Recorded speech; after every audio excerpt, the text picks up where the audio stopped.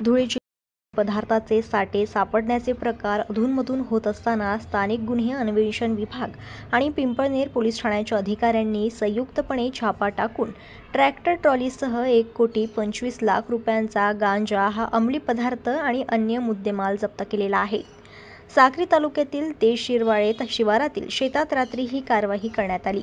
या प्रकरणी 2 जणांविरुद्ध पिंपळनेर पोलीस ठाण्यात गुन्हा दाखल झाला असून एकास अटक करण्यात आली आहे।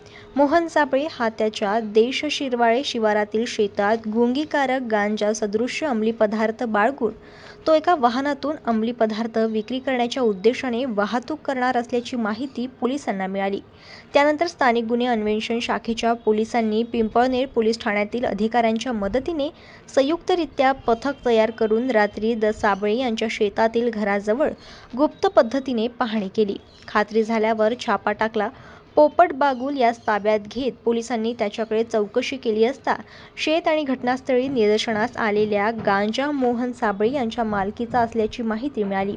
घटनास्थळी पोलिसांना 1,19,23,920 रुपये किमतीचा 542.73 किलो गांजा, 6 लाख रुपयांचे ट्रॅक्टर व ट्रॉली असा सुमारे 1,25,920 रुपयांचा मुद्देमाल मिळाला।